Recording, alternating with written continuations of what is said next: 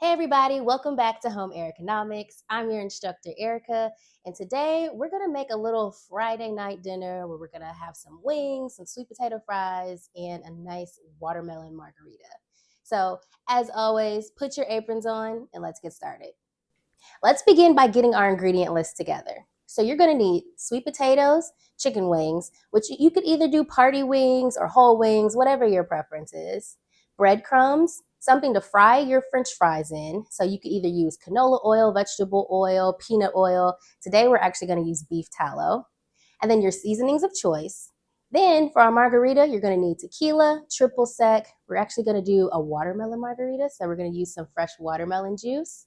And then something to rim it with. So you could either use salt, sugar, tahini, whatever you like. We're using tahini today. I love the tanginess of it. And then a nice little lime for garnish. Alrighty, let's begin. Let's start by chopping up our sweet potatoes, which is kind of challenging. These are a little bit hard. Now you can chop these up any size you'd like. I'm gonna do kind of like your standard size French fry that you would get at like one of those expensive burger places. So they're a little bit longer than a McDonald's French fry. These are really difficult to cut. Get these all chopped up. But you can also, if you like your French fries a little bit thicker, totally fine. Chop them however you please. Now that we have our sweet potato fries all chopped up, we're going to take a bowl of cold water and we're going to go ahead and let those soak for about 20 to 30 minutes or so. Now, the reason why we do that is the water draws out some of that excess starch, which allows us to create a more crispier French fry. So you don't have to do this step, but if you like your fries a little crispy like I do, go ahead and let them soak for a little bit. While our sweet potato fries are soaking, we're now going to go ahead and prep our chicken. So you can use any seasonings of choice, but my favorite is always going to be the Montreal chicken seasoning. Like this is so good. It's by McCormick's. It's like the Grill Mates line. This makes the best chicken on the planet. My favorite. So we're going to use a hefty portion of this. And then also some garlic powder. Well, actually, not garlic powder. I forgot to buy garlic powder. We got garlic salt today. We're going to use just a little bit of that because the Montreal chicken seasoning already has salt in it. And then a little bit of onion powder. And then we're going to add the breadcrumbs in at the end. So let's start seasoning. Now I have my chicken prepped and dried.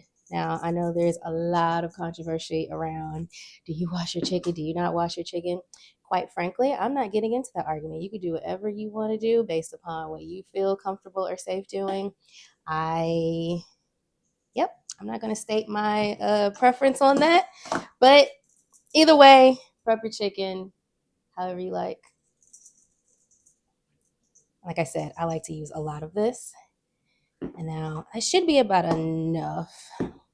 One thing about chicken is like it doesn't really have much of a taste. Some people say that like, oh, you don't need a lot of seasoning on chicken, you just need salt and pepper. No, that's awful. I like some flavor in mine. I like it nice and coated, and as they say, if you ain't sneezing, you ain't seasoned. But if you got high blood pressure or something, just take the salt content down. We don't want anybody with any health issues. I'm not claiming to convince you that you need more salt than you actually do, but I do like mine with flavor. Now that that's all nice and coated, let's add our breadcrumbs because we're actually going to bake these wings. So we're going to fry the French fries and we're going to bake the wings because we got to be like kind of healthy, just a little bit. Like we can't fry everything. Go ahead and sprinkle breadcrumbs on there, and this is going to give it a nice little crispy crunch without having to fry it. I typically do whole wings when I use this recipe because this is kind of like a weeknight or sometimes a Sunday dinner that I make. My husband really likes this recipe, but it's Friday night and I'm gonna watch a documentary while I eat my wings and fries and sip on my margarita. So let's add a little bit more. Great. Now, go ahead and preheat your oven to, I cook mine on 375 because I like a little crisp. I like my wings done. But I mean, if that's kind of not your thing, you can put it on 350 for like a softer wing. Whatever. We don't judge. It's your preference. Just flung freaking breadcrumbs everywhere. Good grief. All right, let's move on to the next step. Now we're going to go ahead and prepare our wings. And we're going to start by spraying a baking sheet and spray it really, really good because sometimes the wings do stick. So give it a nice coating. And we're going to place our chicken on the pan. There's probably like a better way of doing this, but in terms of like, I think how you're supposed to place wings when you're baking them, I don't know. Whatevs. Let's pop these in the oven for about 35 to 45 minutes, depending, like I said, on your preference. I just like watch it till it turns the color of brown that I like, and that's when I know they're ready. So let's put these in the oven. We're making our margarita today out of fresh watermelons, which I grew from my garden. Now, I know you're probably like, Erica, those are tiny. I know, but that's okay. I did grow ones that were much bigger. Those have since been consumed. These kind of started to germinate much later in the season.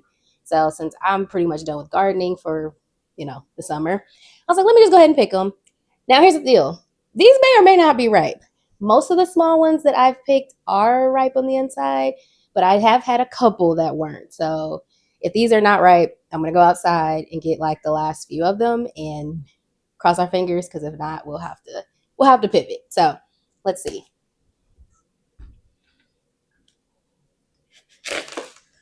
Oh, we have a winner. All right, that one's good. Let's see this one. Great. This is going to be the perfect amount. So how do I want to cut these? I don't know. I'm going to go ahead and cut the fruit out. I probably should get a smaller paring knife, but I don't want to. Get this out. And then put the fruit in a bowl because we're going to juice this. I pilot tested this recipe with my best friend last weekend, and they were really good. So very excited to run this recipe back. To make our fresh watermelon juice, we're going to use the Ninja Cold Press Juicer. And I like this one because it's really simple to clean and easy to use. So we're going to go ahead and turn it on and start loading in the watermelon.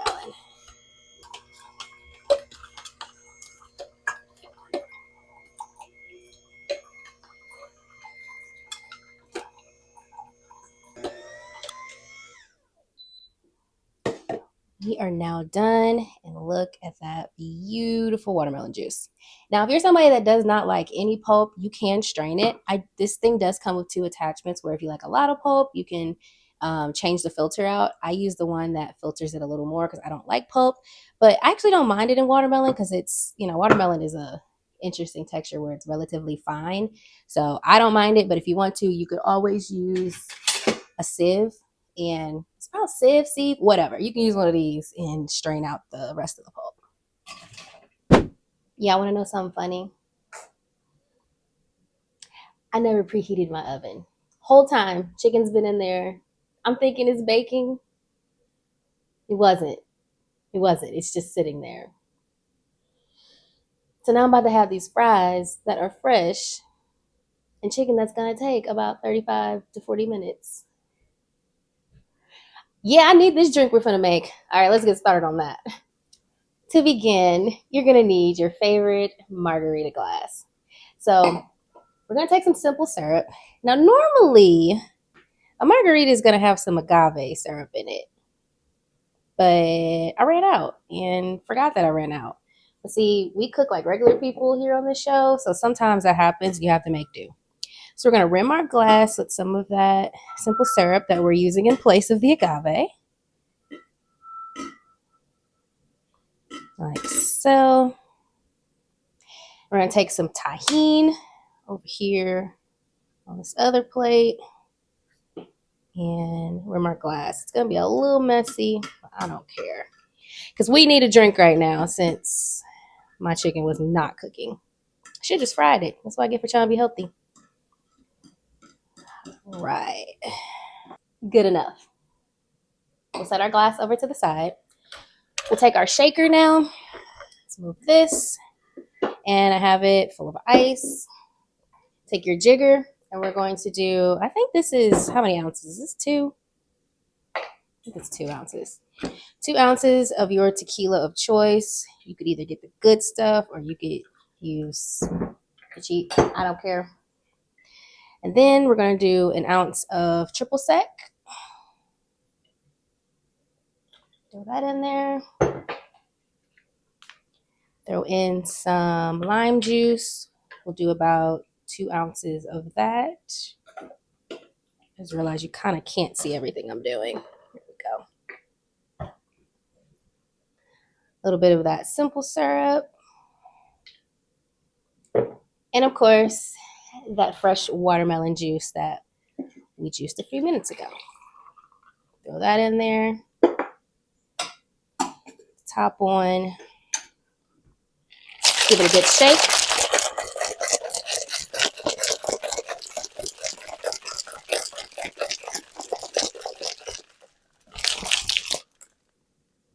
Get our glass.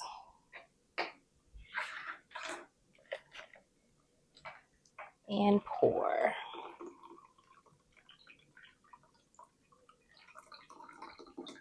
This looks so good.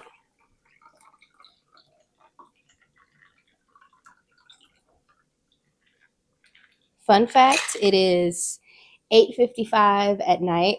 So obviously I'm hungry. I haven't eaten since about 9 o'clock this morning.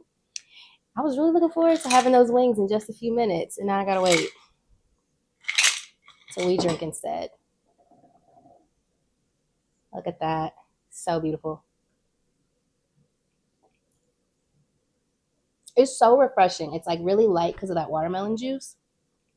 Oh,